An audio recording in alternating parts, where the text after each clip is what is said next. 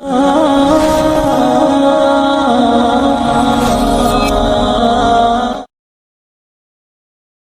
پاک صلی اللہ علیہ وآلہ وسلم سے امت کا جذباتی رشتہ ہے۔ یہ پہلے دن سے ابو جہل کب منع کرتا تھا کسی مسلمان کو کہ خانہ کعبہ میں نماز نہ پڑھو، قدر پڑھو۔ حضرت صہیب ابن سنان رومی سے اس نے کہا کہ آپ اپنے طریقے کے مطابق، مسلمانوں کے طریقے کے مطابق کعبے کے اندر نماز پڑھیں، جو مرضی کریں۔ روکتے تو وہ نبی پاک کے قریب جانے سے تھے۔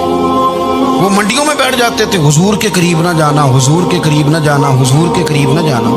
میری بات کو آپ سمجھے اور ہمیشہ یاد رکھیں، امت کا نبی پاک سے جذباتی رشتہ، جذباتی۔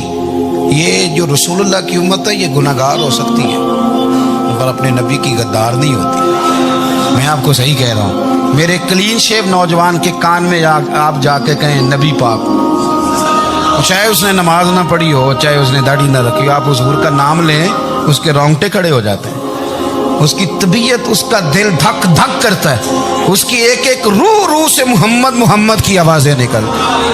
یہ فیض ہے رسول پاک کا اور یہ کرم ہے اللہ کا اس امت کے ساتھ۔ امیر ملت پیر جماعت علی شاہ صاحب محدث علی پوری فرماتے ہیں، ایک جگہ ہندوؤں کا جلسہ تھا، ہندو پنڈت تقریر کر رہا تھا، اس نے نبی پاک صلی اللہ علیہ وسلم کی شان میں معاذ اللہ کو بے ادبی کر دی۔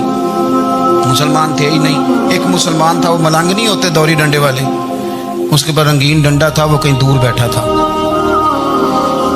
تو اس نے سن لی، اسپیکر چل رہا تھا، تو وہ ڈنڈا لے کے تو اسٹیج پہ چڑھ آیا۔ وہ کہتا ہے میں نے پنڈت کے سر میں مارا ایک ہی ہے پر مارا ذرا صحیح کر کے۔ وہ ڈھیر ہو گیا، لوگوں نے گرفتار کر لیا، جیل میں چلا گیا۔ پیر صاحب کہتے ہیں میں ملنے گیا، بندے کو بسم اللہ بھی سیدھی نہیں پڑھنی آتی، سورۃ اخلاص بھی ٹھیک نہیں آتی، ربنا آتینا دعا نہیں کر سکتا، ملنگ ہے۔ میں ملنے گیا اور میں نے کہا یار نہ تو نماز پڑھے، نہ داڑھی رکھے، نہ تو مسجد جائے، پر تو نے کمال کر دی۔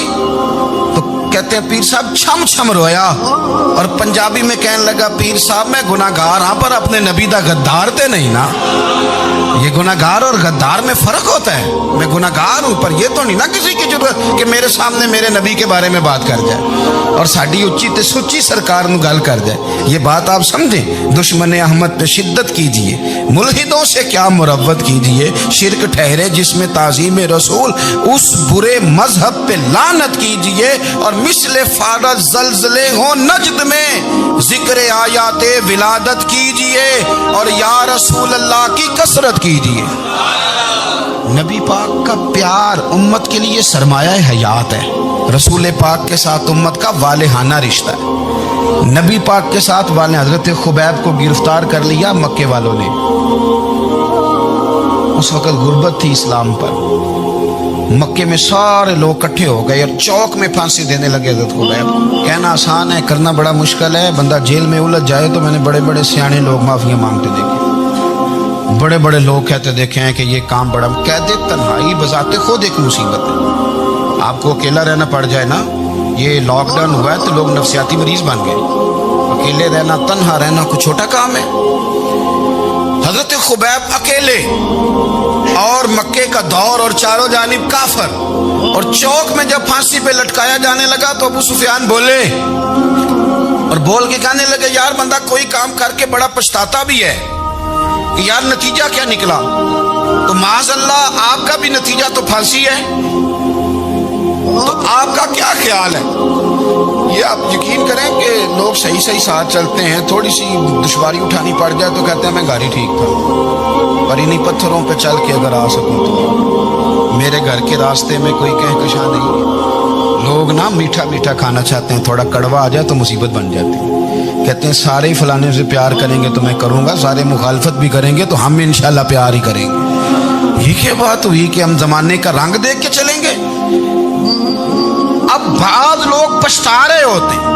حضرت خبیب سے کہا، ابو سفیان نے ابھی کلمہ نہیں پڑھتے تھے، کہنے لگے تو اس وقت پھانسی پہ لٹک رہا ہے اور تیرے نبی مدینے میں اور آرام میں، اور ان کے صحابہ آرام میں، اہل بیت گھر میں، تیرے ذہن میں اگر اس وقت یہ بات ہو کہ اس وقت تیری جگہ پہ وہ ہوتے معاذ اللہ، تو پھر کیا ہوتا؟ مجمع غیروں کا، علاقہ غیروں کا۔ یہ ٹائم آیا تھا اب نعرہ رسالت لگانے کا، اب ٹائم آیا حضرت خبیب نے نعرہ رسالت لگانا ہے، پر لگانا کس طرح ہے کہ کافر یاد رکھیں حضرت خبیب سے کہنے لگے اگر تیری جگہ حضور ہوتے تو پھر تیرا کیا خیال ہے معاذ اللہ؟ تو حضرت خبیب کہنے لگے تم ابھی بھی نہیں سمجھے؟ ٹھیک ہے میں مکے میں اکیلا ہوں، سارے لوگ مدینے میں ہیں، پر میں پچھتا نہیں رہا، میں تو فخر کر رہا ہوں، میں فخر کر رہا ہوں اس لیے کہ چوری کر کے جان نہیں دے رہا، مدینے والے کی عزت پہ جان دے رہا ہوں، میں فخر کر رہا ہوں۔ فرمایا سن، تو کہتا ہے تیری جگہ حضور ہوتے اور تم انہیں یہاں معاذ اللہ پھانسی پہ لٹکاتے۔ فرمایا سن، میں تو یہ بھی پسند نہیں کرتا کہ میں گھر میں بیٹھا ہوں اور میرے نبی کو ہلکا سا کانٹا بھی چھپ جائے، ہمارا اپنے نبی سے محبت کا رشتہ ہے، ایک کانٹا بھی حضور کے قدم مبارک میں چبھے ہمیں برداشت۔ مجمع ان کا تھا، نعرے لگ رہے تھے، ہم نے مسلمان پکڑ لیا، لیکن حضرت خبیب نے اکیلے، اللہ کرے آپ کو میری بات کی سمجھ آئے، اللہ کرے آپ کو سمجھ آئے، اکیلے جب پھانسی کے تختے کے قریب نعرہ لگایا نا کہ میں تو کانٹا بھی نہیں چبھنے دوں گا اپنے نبی کو، اب سارے ہار گئے۔ اب اس ایک جملے نے نا ان کو شکست خوردہ کر دی، اب بول کچھ نہیں سکتے تھے، گردنیں جھک گئیں، اور جب سناٹا چھایا تو ابو سفیان ساتھ والے سے کہنے لگا باقی ساری باتیں اپنی جگہ پر ہیں، پر اصحاب محمد سے پیار تو بڑا ہی کرتے ہیں نا، اور وہ کچا رنگ للاری والا جیڑا چڑھ دا تے لیندا رہندا، اے عشق تیرے دا رنگ محمد چڑھ جائے پھر نہیں لیندا۔ کہا یار پیار تو یہ کرتے ہیں نا، اس میں کوئی شک والی بات؟ اس پیار سے کافر ڈرتا ہے۔ نبی پاک کے ساتھ جذباتی وابستگی، حضور کے ساتھ غلاموں کا جذباتی رشتہ، اور نبی پاک صلی اللہ تعالی علیہ وسلم کی آمد پر تشکر کے جذبات۔ امام راضی نے لکھا ہے کہ حضرت موسیٰ کلیم اللہ علیہ السلام نے تورات کی تختیوں کے اندر ایک امت کا ذکر پڑھا کہ جو امت گناہ کا ارادہ کرے گی تو گناہ لکھا نہیں جائے گا جب تک کر نہ لے، اور نیکی کا ارادہ کرے گی تو رب ان کی نیکی لکھ دے گا، اور جب وہ کر لے گی تو اللہ 10 گنا اجر عطا کرے گا، اور وہ ایسی امت ہوگی کہ جن کے چہرے قیامت کے دن نور کی طرح چمکیں گے، اور وہ امت ہوگی جن کی اللہ تعالیٰ زمین ساری پاک فرما دے گا، جہاں نماز پڑھیں گے نماز ہو جائے گی۔ یہ تذکرے پڑھ کے تو حضرت موسیٰ کلیم عرض کرنے لگے اللہ یہ امت میری بنا دے، تو رب کریم نے فرمایا کہ موسیٰ نہیں، یہ تو میرے محبوب کی امت ہے، فرمایا یہ تو میرے نبی پاک کی امت، حضور کی امت۔ اللہ اکبر۔ حضرت موسیٰ معمولی آدمی نہیں، وہ جلیل القدر پیغمبر ہیں جن کا قرآن کے ہر سپارے میں تذکرہ ہے، کہیں واضح طور پہ کہیں اشارتاً، ہر پارے میں۔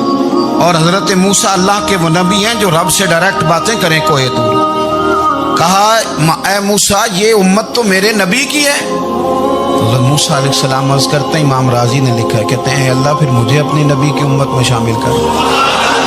او یار ہمیں لوگ کہتے ہیں میلاد نہ مناؤ، جس امت میں آنے کے لیے حضرت موسیٰ نے دعا مانگی، جس محبوب کی غلامی کے لیے، ہمیں تو دعا بھی کوئی نہیں مانگنی پڑی، اللہ نے فضل سے ہی مدینے والے کا غلام بنا دیا۔